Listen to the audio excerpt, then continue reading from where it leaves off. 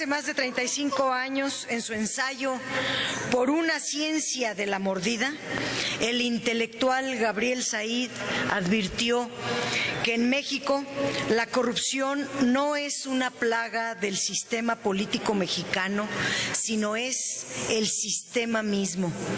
Observador meticuloso de este fenómeno, Gabriel Said escribió en abril de 2014 que la alternancia panista en el poder presidencial no resolvió el fenómeno de la corrupción y, desgraciadamente, el retorno del PRI a la presidencia no intentó siquiera atajar de frente el problema de la corrupción. Por el contrario, lo incrementó.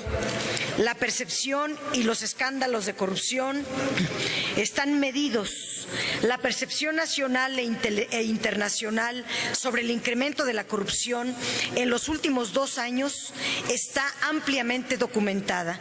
En 2013, el Barómetro Mundial de Transparencia Internacional colocó a México en el lugar 106 de 177 en su reporte de corrupción.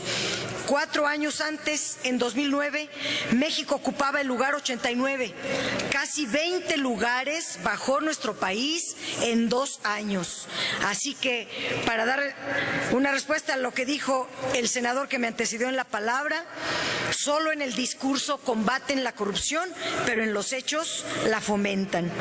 La corrupción no es un problema cultural ni de orden social, como opinó Peña Nieto en su entrevista colectiva el 20 de agosto de 2014 en el Fondo de Cultura Económica. La corrupción es un problema del sistema y no reclama medidas cosméticas, ni parches o códigos de ética, sino vigilancia, castigos ejemplares e investigación eficaz para acabar con la impunidad. El Sistema Nacional Anticorrupción que ahora analizamos fue resultado de un proceso legislativo apresurado, sin discusión de fondo, que dejó de lado la figura más importante del sistema político, al presidente de la República, como si fuera una figura intocable y no el primer servidor público. No se pudo reformar el artículo 108 para eliminar el fuero. Esto genera aún amplios espacios de impunidad y de corrupción. No se obliga a hacer pública la declaración patrimonial completa, ni los posibles conflictos de interés. A los servidores públicos se les exige lo mínimo. ¿Cómo hacer públicos sus bienes cuando es ahí justo donde parecen ocultar las fortunas? No está claro que hablemos de un nuevo o un sistema nacional anticorrupción, porque no está claro su cometido, ni tampoco se plantean objetivos claros. Entre los asuntos positivos es que se crea una mejor coordinación y mejores facultades para las instituciones de fiscalización. Hubiera sido plausible el fortalecimiento de la Auditoría Superior de la Federación para que pudiera fiscalizar la cuenta pública en tiempo real y eliminar el concepto de anualidad y posterioridad de a de veras, pero solamente en este artículo 79 se establece que lo podrá hacer la fiscalización real en tiempo real solo para hacer la planeación y programación de las auditorías, y hasta 1 año y medio después, como viene ocurriendo ahora, podrá dar el resultado de la fiscalización.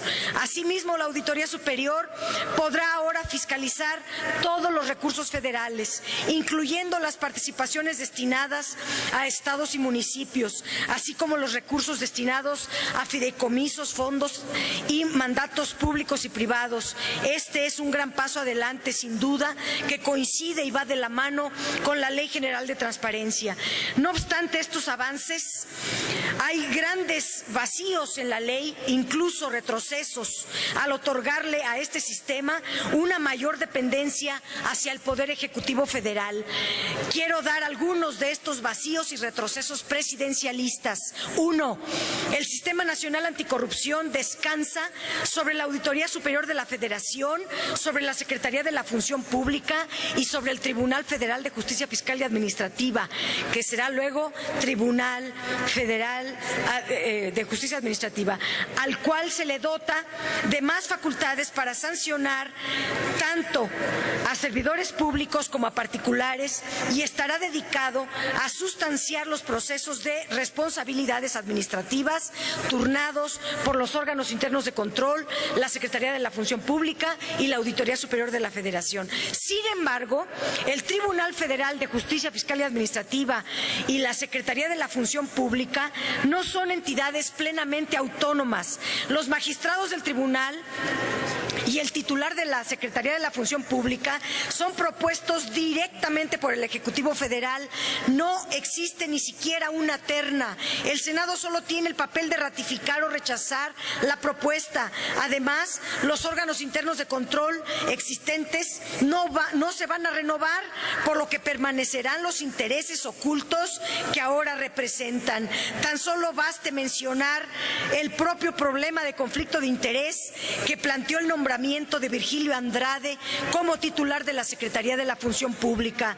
Su hermano participa en la Auditoría Superior de la Federación, que debe vigilar a la Secretaría de la Función Pública.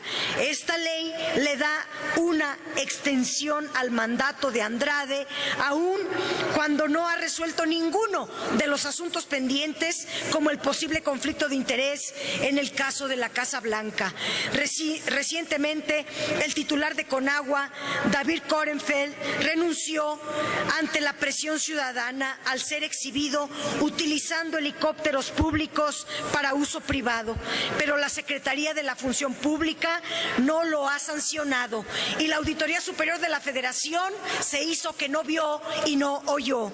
Segundo, se crea la Fiscalía Anticorrupción con un comité coordinador y un representante de varias dependencias y un comité ciudadano. Quieren nuevos elementos informativos que indican la responsabilidad de agentes federales en la masacre del 6 de enero de este año en Apatzingán.